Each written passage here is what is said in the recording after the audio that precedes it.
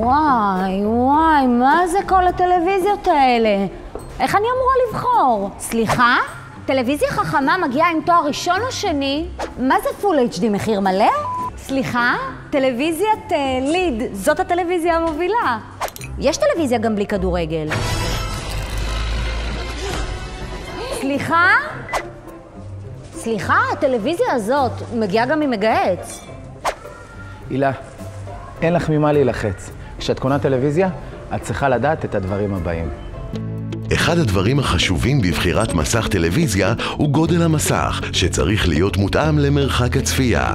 לדוגמה, מסך טלוויזיה 32 אינץ' מתאים לחלל בו מרחק הצפייה נע בין 1.20 ל-1.40 מטר.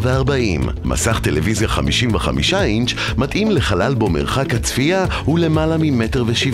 בנוסף, חשוב להתייחס לאיכות התמונה המשודרת על המסך, הנמדדת באמצעות פיקסלים. ככל שכמות הפיקסלים גדולה יותר, כך התמונה חדה ואיכותית יותר.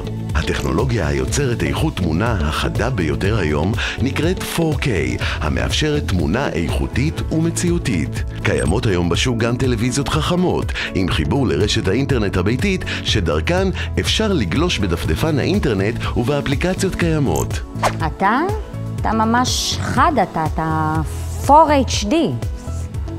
מחסני חשמל, שלם וכך.